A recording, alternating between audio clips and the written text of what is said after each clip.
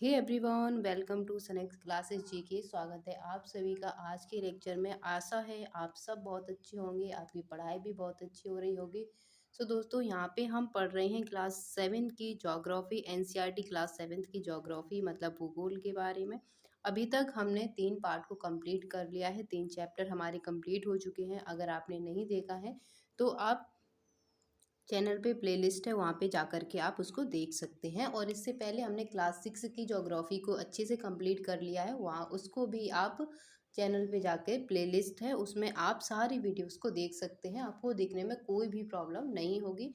अगर वीडियो से रिलेटेड कोई भी दिक्कत होती है, कोई भी क्वेरी होती है, किसी भी प्रकार का वीडियो चाहिए मतलब पढ़ाई से रिलेटेड, तो आप हमें कमेंट करके बता सकते हैं। चलिए बिना बात किए ज़्यादा अब हम स्टार्ट करते हैं। तो आज का हमारा चैप्टर है चैप्टर नंबर 4, जिसका नाम है वायु। तो आज हमें पढ़ना है वायुमंडल के बारे में। किसके बारे में? वायुमंडल के बारे में। तो जैसा कि हम सब जानते हैं कि जो हमारी पृथ्वी है, पृथ्वी का अपना एक वायुमंडल है।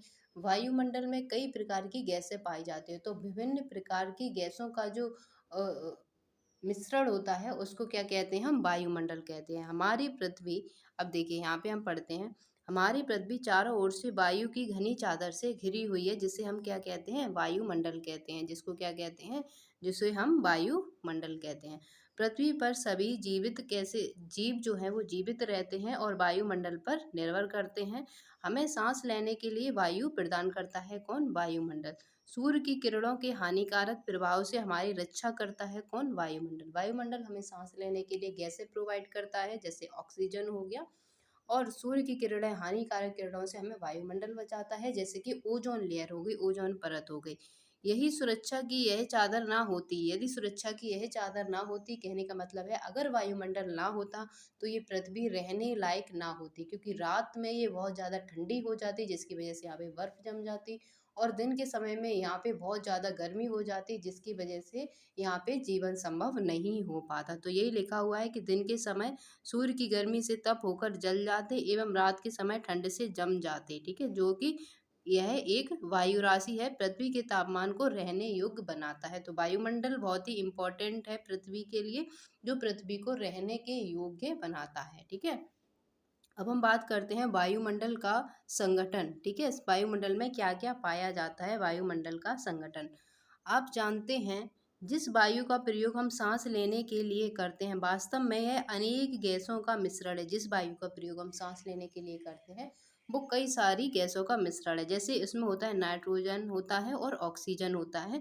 दो मुख्यतः गैस सबसे ज़्यादा पाई जाती है, नाइट्रोजन और ऑक्सीजन। नाइट्रोजन कितनी पाई जाती है? 78%। और ऑक्सीजन कितनी पाई जाती है? 21%। बाकी की कार्बन डाइऑक्साइड हो गया, आर्गन गैस हो गई, ये कितनी पाई जाती है? तो ये बहुत कम मात्रा में पाई जाती हैं। ठीक है, जिसमें वायुमंडल का बड़ा भाग है। कार्बन डाइऑक्साइड पाई जाती है, हीलियम, ओजोन, आर्गन एवं हाइड्रोजन कम मात्रा में पाई जाती है। गैसों के अलावा धूल के छोटे छोटे कण भी मौजूद होते हैं वायुमंडल में। ठीक है ना, इसमें यहाँ पे दर्शाया गया है कि नाइट्रोजन 78%, ऑक्सीजन 20% और अन्य गैसें जो है वो 0.04% वायुमंडल में पाई जाती हैं। नाइट्रोजन वायु में सर्वाधिक पाई जाने वाली गैस है। ये आपको पॉइंट ध्यान में रखना है कि कौन सी गैस सबसे ज़्यादा वायुमंडल में पाई जाती है, तो वो नाइट्रोजन पाई जाती है। हम सांस लेते हैं तब फेफड़ों में कुछ नाइट्रोजन भी लेके जाते हैं।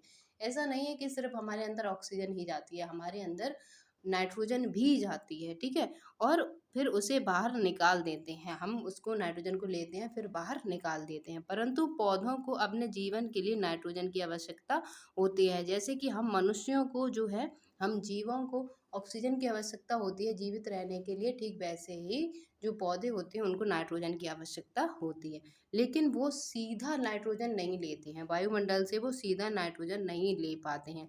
मृदा, मृदा मतलब मिट्टी, तथा कुछ पौधों की जड़ों में रहने वाले जीवाणु नाइट्रोजन से लेकर इसका स्वरूप बदल देते हैं। कुछ जो मिट्टी में रहने वाले जीवाणु होते हैं वो इन्वायरमेंट से, वायुमंडल से नाइट्रोजन लेते हैं और उसको बदल के पेड़ों की जड़ों की मदद से जो पौधे हैं वो क्या लेते हैं? नाइट्रोजन को ग्रहण करते हैं, जिससे पौधे इसका उपयोग कर सकें। ऑक्सीजन वायु में प्रचुरता में मिलने वाली दूसरी सबसे ज़्यादा गैस है। सबसे ज़्यादा मिलने वाली गैस कौन सी है? नाइट्रोजन। और दूसरे नंबर की कौन सी है? तो वो है ऑक्सीजन।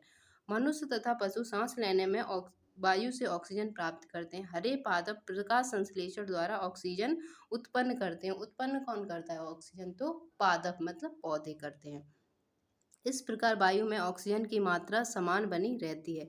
यदि हम वृक्ष काटते हैं तो यह संतुलन बिगड़ जाता है। देखिए क्या होता है, पौधे हमें क्या देते हैं? पौधे हमें ऑक्सीजन देते हैं। पौधे लेते क्या है? कार्बन डाइऑक्साइड लेते हैं। तो लेना और देना हमारा मनुष्यों का और जो पादप है, जो पौधे हैं, इनका एक बैलेंस बना रहता है। पर जब पौधों की कटाई हो जाती है तो उसकी वजह से क्या होता है? डिफॉरेस्टेशन हो जाता है और जो कार्बन डाइऑक्साइड की मात्रा है वो बहुत ज़्यादा हो जाती है और ऑक्सीजन की मात्रा कम हो जाती है, जिससे हमें सांस लेने में प्रॉब्लम होने लगती है। तो यही बातें यहाँ पे लिखी हैं। कार्बन डाइऑक्साइड अन्य महत्वपूर्ण गैस है। हरे पादप अपने भोजन के रूप में कार्बन डाइऑक्साइड का प्रयोग करते हैं। जैसे हम ऑक्सीजन लेते हैं वैसे ही पादप जो है वो कार्बन डाइऑक्साइड ग्रहण करते हैं और ऑक्सीजन वापस देते हैं। मनुष्य और पशु कार्बन डाइऑक्साइड बाहर निकालते हैं। ठीक है, मनुष्य तथा पशुओं द्वारा बाहर छोड़ी जाने वाली कार्बन डाइऑक्साइड की मात्रा पादपों द्वारा प्रयोग की जाने वाली गैस के बराबर होती है। जितना हम ऑक्सीजन लेते हैं उतना ही हम कार्बन डाइऑक्साइड बाहर निकालते हैं और उतना ही कार्बन डाइऑक्साइड पौधे जो हैं वो अपने अंदर ग्रहण कर लेते हैं और हमारे लिए वो ऑक्सीजन दे देते हैं। ठीक है, जिससे यह संतुलन बना रहता है। परंतु यह संतुलन कोयला और खनिज आदि ईंधनों के जलाने से गड़बड़ा जाता है। क्यों? क्योंकि वायुमंडल में कार्बन डाइऑक्साइड की मात्रा ज़्यादा हो जाती है। वे वायुमंडल में प्रति वर्ष करोड़ों टन कार्बन डाइऑक्साइड की बढ़ोतरी कर देते हैं। तो परिणाम उसका होता है कि कार्बन डाइऑक्साइड का बढ़ा हुआ आयतन पृथ्वी पर मौसम तथा जलवायु को क्या करता है? प्रभावित करता है। ज़्यादा कार्बन डाइऑक्साइड होगी तो जो वायुमंडल होगा वो प्रभावित होगा और गर्मी ज़्यादा बढ़ जाएगी। तो कई सारे अखबारों ने ये सारी चीज़ें जो हैं वो दिखाई हुई हैं, जैसे कि इससे बढ़ती है ग्लोबल वार्मिंग बढ़ती है। ठीक है, सन्स लाइक थिंड, ठीक है, CO2 का लेवल इंक्रीज हो जाता है और हीट बढ़ जाती है। चलिए आगे चलते हैं। अब आती है वायुमंडल की संरचना। तो वायुमंडल की संरचना में जैसा कि हम सभी लोग जानते हैं कि वायुमंडल जो है कई सारी परतों से मिलकर के बना होता है। कई सारी परतें कौन कौन सी होती हैं? तो यहाँ पे देखिए, यहाँ पे सारी परतें दिखाई गई हैं। जैसे कि यहाँ पे देखिए, यहाँ पे पृथ्वी है, यहाँ पे क्या है? पृथ्वी है, माउंट एवरेस्ट है। उसके बाद पहली परत है जिसको क्या कहा गया? क्षोभ मंडल कहा गया, क्षोभ मंडल। फिर दूसरी परत को क्या कहा गया? समताप मंडल। फिर यहाँ पर तीसरी परत को क्या किया गया? मध्य मंडल। फिर चौथी परत को क्या कहा गया? भामंडल। फिर पांचवी परत को क्या कहा गया? बरही मंडल कहा गया। ठीक है, बरही मंडल कहा गया। ठीक है, तो ये सारी बातें जो है यहाँ पे बताई गई हैं। अब हम एक एक को डिस्कस करते हैं। हमारा वायुमंडल 5 परतों में विभाजित है। क्षोभ मंडल, समताप मंडल, मध्य मंडल, ब्रह्मंडल एंड बहिर्मंडल। ठीक है, क्षोभ मंडल में क्या होता है? यह परत वायुमंडल की सबसे महत्वपूर्ण परत होती है। ठीक है, इसकी औसत ऊंचाई कितनी होती है? 13 किलोमीटर होती है। हम इसी मंडल में मौजूद वायु में सांस लेते हैं। हम कौन से मंडल में रहते हैं? हम रहते हैं क्षोभ मंडल में। ठीक है, जिसमें हम सांस लेते हैं। मौसम की लगभग सभी घटनाएं कहाँ होती है? क्षोभ मंडल में ही होती है। जैसे वर्षा होना, कोहरा होना, ओलावृष्टि होना एवं इसी परत के अंदर होती है। कौन? क्षोभ मंडल के अंदर होती है। नेक्स्ट आता है समताप मंडल। क्षोभ मंडल के ऊपरी वाली परत को हम समताप मंडल कहते हैं। इसकी मोटाई लगभग कितनी होती है? 50 किलोमीटर होती है। यह परत बादलों एवं मौसम संबंधी घटनाओं से लगभग मुक्त होती है। यहाँ पे बादल और मौसम संबंधी घटनाएं नहीं होती है समताप मंडल में। इसलिए ये किसके लिए अच्छी होती है? हवाई जहाज उड़ाने के लिए आदर्श मानी जाती है। समताप मंडल की एक महत्वपूर्ण विशेषता यह भी है कि इसमें ओजोन गैस की परत पाई जाती है। क्या पाई जाती है? ओजोन गैस की परत होती है। यह परत सूर्य से आने वाली हानिकारक गैसों से हमारी रक्षा करती है, हानिकारक किरणों से हमारी रक्षा करती है। अगला मंडल आता है जिसका नाम है मध्य मंडल। ये समताप मंडल के ऊपर वाली जो लेयर होती है उसको क्या कहते हैं? मध्य मंडल कहते हैं। यह समताप मंडल के ठीक ऊपर होती है। यह लगभग कितनी होती है? 80 किलोमीटर की ऊंचाई तक फैली होती है। अंतरिक्ष से प्रवेश करने वाला उल्का पिंड इस परत में आकर के जल जाता है। तो उल्का पिंड कौन सी परत में आकर जल जाता है? मध्य मंडल में आकर के जल जाता है। ठीक है, नेक्स्ट आता है वायुमंडल। वायुमंडल में बढ़ती ऊंचाई के साथ तापमान कैसा होता है? जैसे जैसे ऊंचाई बढ़ती है तो तापमान अधिक होने लगता है। आयन मंडल इस परत का भाग है और 80 से 400 किलोमीटर तक जो है वो वायुमंडल फैला होता है। रेडियो संचार कहाँ पे होता है? तो वायुमंडल में ही जो है वो रेडियो संचार देखने को मिलता है। ठीक है ना। वास्तव में पृथ्वी से प्रसारित रेडियो तरंग इस परत द्वारा पुनः पृथ्वी पर परिवर्तित कर दी जाती हैं। तो बाहरी मंडल में हमें क्या देखने को मिलता है, हमें देखने को मिलता है रेडियो संचार। नेक्स्ट आता है बहिर्मंडल। ठीक है, तो बहिर्मंडल में क्या होता है, वायुमंडल की सबसे ऊपरी परत जो है उसको कहते हैं हम बहिर्मंडल के नाम से जाना जाता है। यह वायु की सबसे पतली परत होती है। इसमें हल्की गैसें पाई जाती हैं, जैसे हीलियम हो गया, हाइड्रोजन हो गया, ये अंतरिक्ष में तैरती रहती हैं। तो ये हमारी सारी जो वायुमंडल की परतें थी उनके बारे में हमने जान लिया। अब देखिए, अब बात करते हैं जलवायु क्या होती है। तो मौसम एवं जलवायु, मौसम एवं जलवायु। ठीक है, तो यहाँ पे हम देखते हैं वायुमंडल के प्रत्येक घंटे तथा दिन प्रतिदिन की स्थिति जो होती है उसी को हम क्या कहते हैं, उसी को हम जलवायु कहते हैं।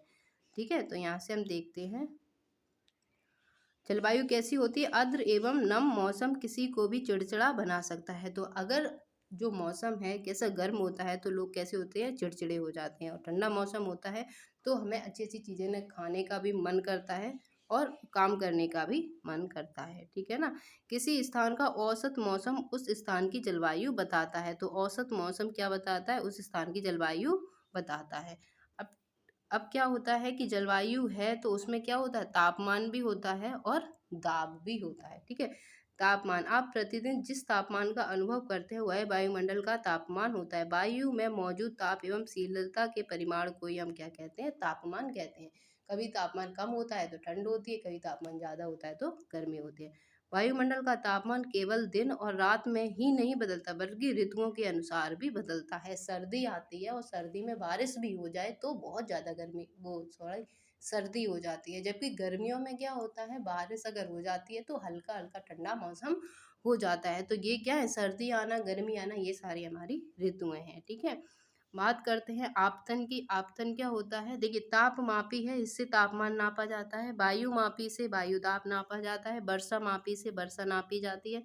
बात दिग्दर्शी से क्या, पवन की दिशा नापी जाती है, पवन से दिशा नापी जाती है। ठीक है, आपतन एक महत्वपूर्ण कारण है जो तापमान के वितरण को प्रभावित करता है। सूर्य से आने वाली वह ऊर्जा जिसे पृथ्वी रोक लेती है उसको क्या कहते हैं, आतपन कहते हैं। ठीक है, सूर्य से आने वाली वह ऊर्जा जिसको पृथ्वी रोक लेती है अपने पास उसको क्या कहते हैं, आतपन कहते हैं। इसी आतपन की वजह से पृथ्वी जो है वो थोड़ी सी हीट में रहती है, गर्म रहती है। ठीक है, चलिए आगे बढ़ते हैं। अब बात करते हैं वायुदाब क्या होता है। वायुदाब, वायु हमारे शरीर उच्च दाब के साथ बल लगाती है। वायु जो होती है वो बहुत ज़्यादा प्रेशर लगाती है हमारे शरीर की तरफ, किंतु हम इसका अनुभव नहीं करते हैं। इसीलिए यह होता है क्योंकि वायु का दाब हमारे ऊपर सभी दिशाओं में लगता है और हमारा शरीर विपरीत बल लगाता है। जैसे ऊपर से वायु हमारे ऊपर दाब लगाती है तो हमारा शरीर भी उसके वायु के ऊपर दाब लगाता है। पृथ्वी की सतह पर वायु के भार द्वारा लगाया गया दाब वायु दाब कहलाता है। क्या कहलाता है, पृथ्वी की सतह पर वायु द्वारा लगाया गया दाब वायु दाब कहलाता है। वायुमंडल में ऊपर की ओर जाने पर दाब तेजी से गिरता है। दाब क्या होता है, ऊपर जाने पर प्रेशर कम होता है। समुद्र स्तर पर वायु दाब सर्वाधिक होता है। जहाँ समुद्र होते हैं या फिर हम बात करें जहाँ स्थल मंडल होता है वहाँ पे वायु दाब ज़्यादा होता है और ऊंचाई पर जाने पर वायु दाब घटने लगता है। वायु का क्षैतिज वितरण किसी स्थान पर उपस्थित वायु के ताप द्वारा प्रभावित होता है। ठीक है, क्षैतिज वितरण किसी स्थान पर उपस्थित वायु के ताप द्वारा प्रभावित होता है। अधिक तापमान वाले क्षेत्रों में वायु गर्म होकर ऊपर उठती है। ये आपको ध्यान रखना है कि जितनी ज़्यादा कहीं पे गर्मी होगी तो उसकी हवा उतनी ही हल्की होती है, और जहाँ पे जितनी ज़्यादा सर्दी होगी उसकी हवा उतनी ही कैसी होती है, वैसी होती है, मतलब भारी होती है, ये समझ लीजिए। जहाँ पे सर्दी होती है उसकी हवा कैसी होती है, भारी होती है। निम्न दाब बादल युक्त आकाश एवं नम मौसम के साथ जुड़ा होता है। कम तापमान वाले क्षेत्रों की वायु ठंडी होती है जिसके फलस्वरूप यह कैसी होती है, भारी होती है। भारी वायु निम्जित होकर उच्च दाब क्षेत्र बनाती है। उच्च दाब के कारण स्पष्ट एवं स्वच्छ आकाश होता है। वायु सदैव उच्च दाब क्षेत्र से निम्न दाब की ओर गमन करती है, मतलब हाई प्रेशर से लो प्रेशर की ओर जाती है। ठीक है, अब हम बात करते हैं पवन की। ठीक है, पवन, उच्च दाब क्षेत्र से निम्न दाब क्षेत्र की ओर वायु की गति को क्या कहते हैं, पवन कहते हैं। हाई प्रेशर से लो प्रेशर की ओर बहने वाली वायु को हम क्या कहते हैं, पवन कहते हैं। एग्जाम्पल से आप समझ सकते हैं, यहाँ पे एग्जाम्पल भी दिए गए हैं कि वायु को, हवा को आप देख सकते हैं, उड़ते हुए पत्ते या फिर उड़ता हुआ कागज, उड़ता हुआ धुआं। तो इस तरीके से आप पवन को देख सकते हैं, जान सकते हैं कि ये पवन है। ये पवन जो होते हैं वो 3 प्रकार के होते हैं। एक स्थायी पवनें होती है, व्यापारिक पश्चिमी एवं पूर्वी पवनें स्थायी पवनें कहलाती हैं। ये वर्ष भर लगातार निश्चित दिशा में चलती रहती हैं। ऐसी पवनें जो वर्ष भर लगातार एक निश्चित दिशा में चले, स्थायी पवनें कहलाती हैं। मौसमी पवनें जो मौसम के साथ बदल जाती है, ये पवनें भिन्न ऋतुओं में अपनी दिशा बदलती है। उदाहरण के लिए भारत में मानसूनी पवनें, ठीक है। तो जो मौसम के साथ अपनी दिशा बदल लेती है, मानसूनी पवनें कहलाती हैं। स्थानीय पवनें, ये पवनें छोटे क्षेत्र में वर्ष या दिन के किसी विशेष समय में चलती हैं। जैसे उदाहरण के लिए स्थल एवं समुद्री समीर, ठीक है। तो ये इसका एग्जाम्पल हो जाएगा, ठीक है। चलिए नेक्स्ट चलते हैं। अब बात करते हैं आर्द्रता के बारे में, ठीक है। आर्द्रता क्या होती है? आर्द्रता, जब जल पृथ्वी एवं भिन्न जलाशयों से वाष्पित होता है। जब जल पृथ्वी से, तालाब से, नदियों से, नहरों से वाष्पित होता है, वाष्प बन के ऊपर जाता है, तो यह क्या बन जाता है? जलवाष्प बन जाता है। वायु में किसी भी समय जलवाष्प की मात्रा को क्या कहते हैं?